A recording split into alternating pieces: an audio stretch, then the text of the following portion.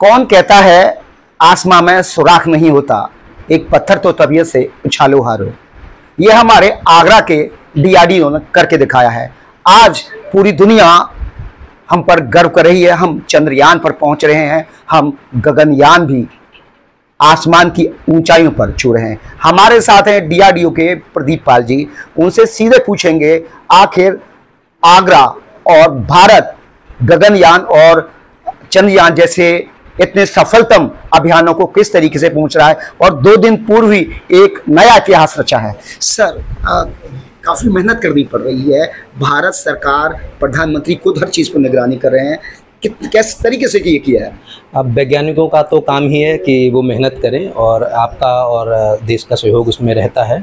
और जो एडीआरडी आगरा है, इसमें हमने अभी 22 तारीख को हमने एक अत्याधुनिक स्टोरेज सिस्टम बनाया जिसको हमने याथू नाम दिया। इसका मतलब होता है यूनिवर्सल ट्रुथ।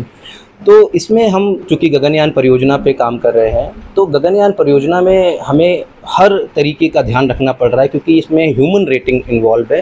हर एक स्टेप जो है वो वैज्ञानिक दृष्टिकोण से बहुत क्रिटिकल है। उसी के लिए हमने एक अत्याधुनिक स्टोरेज सिस्टम बनाया है जिसमें आप कंप्लीटली पैराशूट्स के हर हिस्से को, जिसमें धागा, कपड़े से लेके पूरा कंप्लीटली पैराशूट बना हुआ स्टोर कर सकते हैं। सर, जिस तरीके से हम देखने में आ रहे हैं पिछले 50 या 60 वर्षों के अंदर जो हमारे फौजी, एयरफोर्स या आर्मी के कर्मी सैन्य क्षेत्रों में, पहाड़ी दुर्गम क्षेत्रों में जंप करते हैं, उससे ये कितना भिन्न है?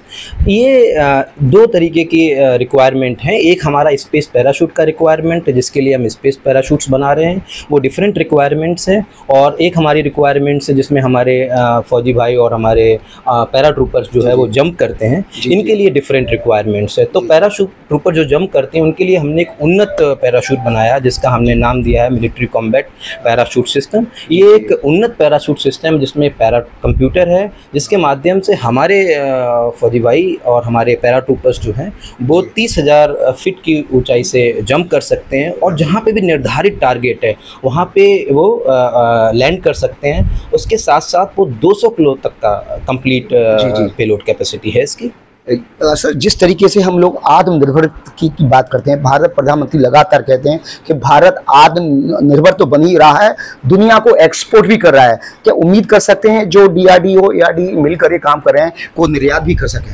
बिल्कुल, एडीआरडी ने पैराशूट के हर क्षेत्र में भारत को आत्मनिर्भर बनाने के लिए प्रयास किया है। और पैराशूट के क्षेत्र में अब चूँकि हमारा मानना है कि भारत आत्मनिर्भर बन चुका है, माननीय प्रधानमंत्री जी के जो निर्देश और जो उनकी सोच थी, उस सोच को हमने काफ़ी आगे बढ़ाया हुआ है।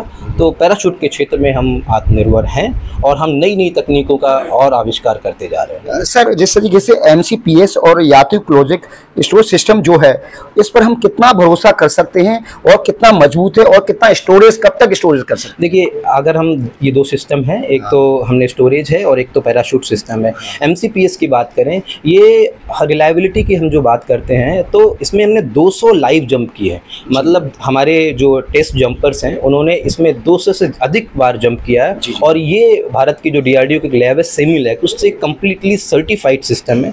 ये खुद में एक कम्प्लीटली कैपेबल सिस्टम है जो कि आर्म फोर्सेस को एक मजबूत बनाएगा। और 30,000 फीट से जब आप जंप करेंगे तो इसमें ऑक्सीजन सिस्टम भी है, नेविगेशन सिस्टम भी है, इस तरीके से कंप्लीट सिस्टम है जी। और याथू की बात कर रहे हैं, वो एक स्टोरेज सिस्टम है, और जो जैसा मैं आपको पहले बता चुका हूँ, ये आपके पैराशूट जब आप जैसे ही आप ह्यूमन इन्वॉल्व हो जाता है वैसे ही हमारा मानक जो हमारे स्टैंडर्ड्स हैं वो और कठिन और बहुत जटिल होते चले जाते हैं। तो उन जटिल मानकों को पूरा करने के लिए हम इस तरीके के स्टोरेज सिस्टम को निर्माण किया है जिसमें आप प्रॉपर ढंग से टेम्परेचर और ह्यूमिड कंट्रोल से आप पैराशूट्स के हर हिस्से, हर मटेरियल को स्टोर कर सकते हैं। जो साधारण पैराशूट होते हैं और जो अपना डीआरडीओ लगातार निर्माण कर रहा है, उनकी उम्र का, यानी उनकी कितनी कैपेबिलिटी का, यानी 5 साल पहले निर्धारित हुआ करती जो नॉर्मल जंप एयरफोर्स के हमारी सेना के कर्मी करते हैं, इनकी उम्र क्या होगी? हर पैराशूट की अपनी अलग अलग लाइफ होती है। पैराशूट के 2 चरण जो हम एज ए वैज्ञानिक दृष्टिकोण से बहुत इंपॉर्टेंट होते हैं, एक तो पैराशूट का पैकिंग और दूसरा पैराशूट को कैसे स्टोर कर रहे हैं। अगर आप प्रॉपर ढंग से पैराशूट स्टोर नहीं करेंगे तो जिस तरीके से वो डिज़ाइन किया गया है तो ये संभव है कि उसमें कुछ खामी आ जाए। तो पैराशूट को ये जो हमने स्टोरेज सिस्टम बनाया उसके लिए प्रॉपर गाइडलाइंस होती हैं, गाइडलाइंस बनाई गई हैं।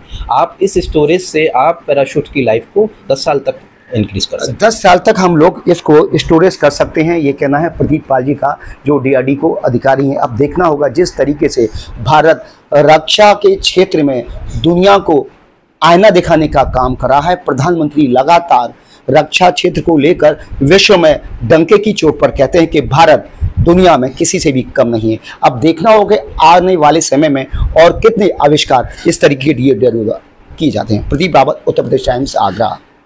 हम हैं देश के दिल, उत्तर प्रदेश की धड़कन, उत्तर प्रदेश टाइम्स।